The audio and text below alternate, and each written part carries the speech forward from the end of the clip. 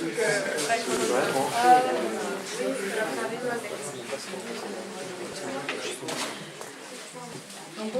bonjour à tous. Voilà, bienvenue à la bibliothèque de Saint-Fond. Vous apportez un peu de soleil malgré le temps pluvieux dehors. Donc un grand merci à Martine Caparros pour sa venue.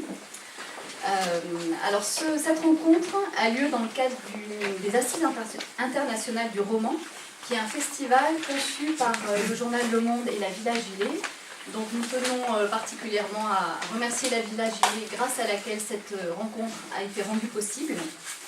Alors je voudrais signaler la présence de deux classes de lycéens, donc les élèves de première du lycée Édouard Herriot, qui sont en espagnol LV3, et leur enseignante Marie Garcia, et puis des élèves de terminale en littérature espagnole, qui eux viennent de la Cité scolaire internationale, et donc ils sont accompagnés par leur enseignante Sylvie Barata.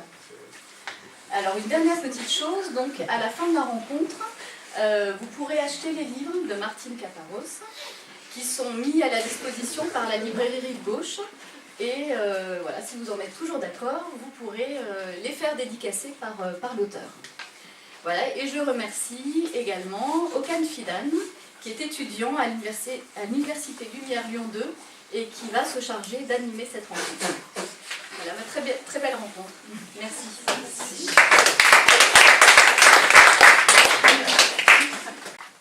Alors, bonjour à tous. Alors, je vous remercie aussi de votre présence et je remercie évidemment chaleureusement Martine Caparros, notre invitée. Et je voudrais qu'on l'applaudisse parce que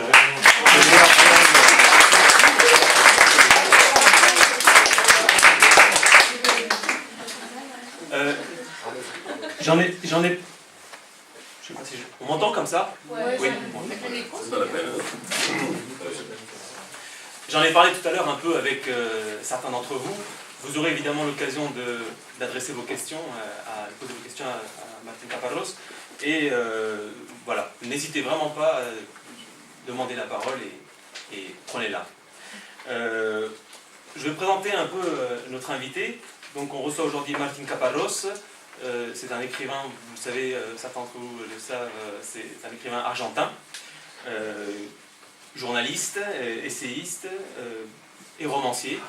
Donc un écrivain à plusieurs facettes. On va en parler un peu tout à l'heure avec Val Fierno, des masques qu'utilisent les personnages, les personnalités. Martine Caparros, vous êtes très connue en Argentine. On vous invite sur les plateaux télé lors des débats qui sont même parfois assez virulents. En France, vous êtes aussi connu, donc, notamment grâce à vos ouvrages, grâce à votre œuvre.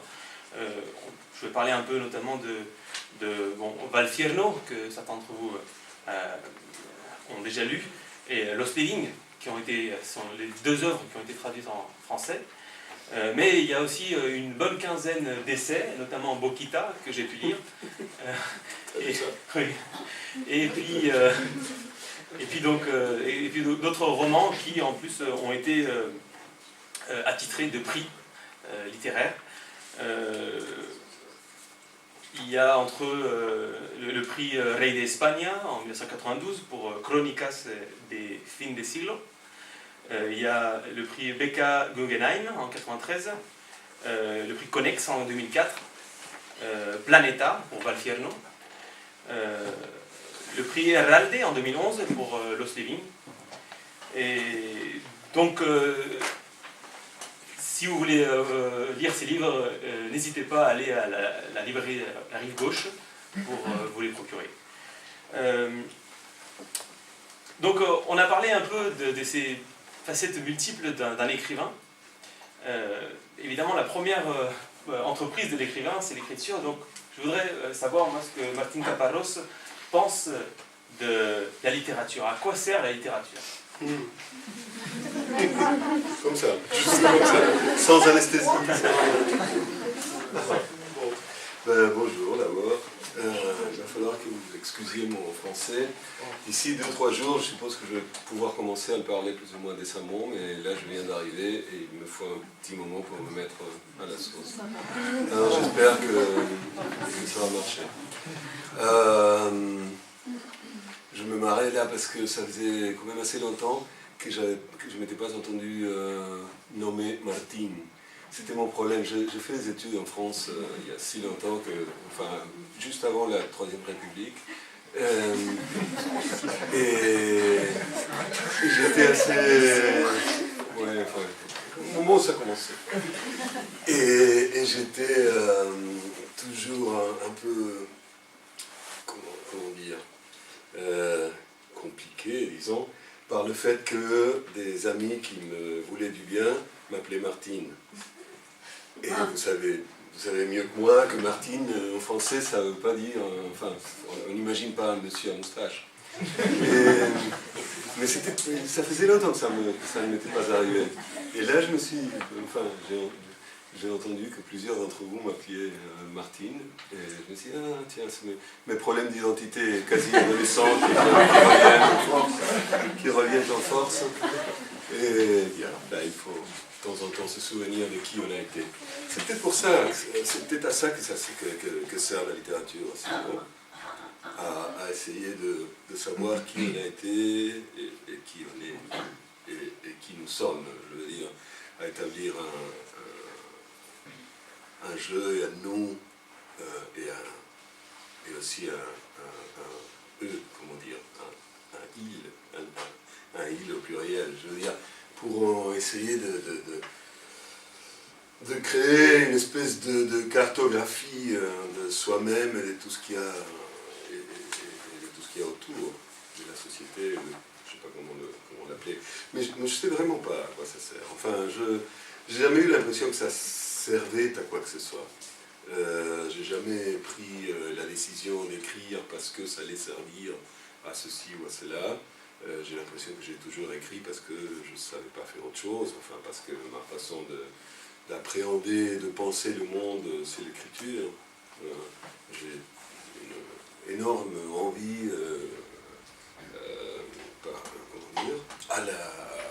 pas par ceux qui peuvent appréhender le monde d'autres façons, la musique par exemple. En fait, j'aurais bien aimé pouvoir être musicien, mais je n'avais aucun talent pour cela. Pour la littérature non plus, mais j'arrive à simuler quelque chose que je ne peux pas simuler en musicien. Mais non, ça c'est vrai, hein. J'ai vraiment aimé ça, pouvoir être musicien. Parce que la littérature c'est quelque chose de très solitaire. Et on écrit en solitaire, il faut être seul beaucoup trop de temps, enfin beaucoup de temps. Et il n'y a pas ce rapport direct avec ce qu'on produit et avec ceux qui reçoivent ce qu'on produit qu'ont les musiciens.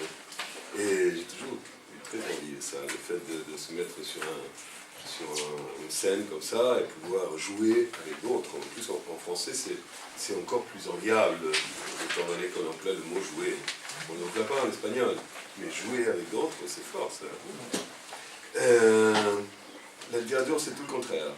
C'est faire quelque chose dans l'isolement de son bureau et ne jamais savoir comment ça est reçu. On n'est jamais là au moment de la réception. On peut vous lire des choses, mais c'est toujours des choses qui ont été filtrées par beaucoup de préalables et par beaucoup de circonstances. Donc, si j'avais pu choisir, j'aurais pas choisi ça.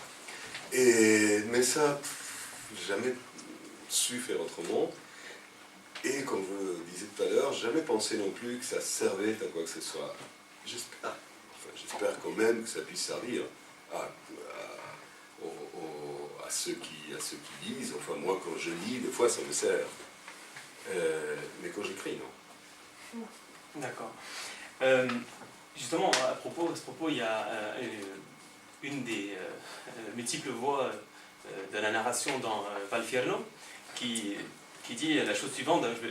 J'ai pris la citation en espagnol, parce que j'ai lu en espagnol. Je vais essayer de faire une petite traduction pour ceux qui ne sont pas hispanophones.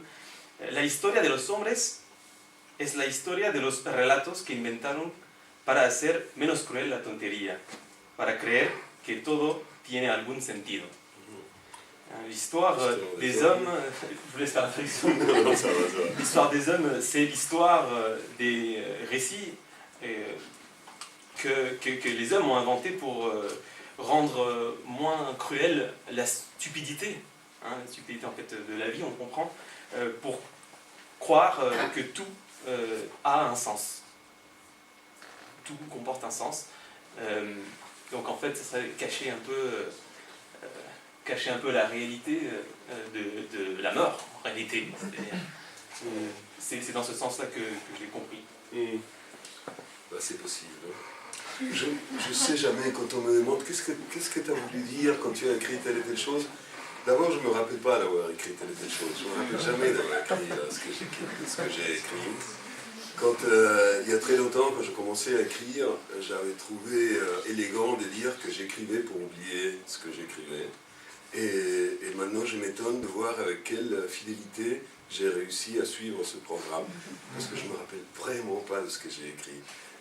Donc, quand je m'entends, enfin, quand j'entends que quelqu'un me cite et qui me dit vous avez écrit telle et telle chose, je dis ouais, enfin, ce que vous dites, pourquoi douter? Mais ceci dit, c'est possible que ce soit ça ce que j'ai voulu dire. Mais en même temps, j'ai l'impression que ma lecture de ce que j'ai écrit est peut-être moins intéressante que la lecture des autres. Je veux dire, s'il y a un truc qui est bien dans cet isolement, dans cette distance dont on parlait tout à l'heure pour la littérature, c'est que après chacun la fera sienne. Et ce qu'on a écrit ne m'appartient plus. Et si tu as envie de comprendre que je parle de la mort, ben c'est ton droit. Et je suis content, mais je ne sais pas, je ne discuterai pas. En principe, je dis ouais.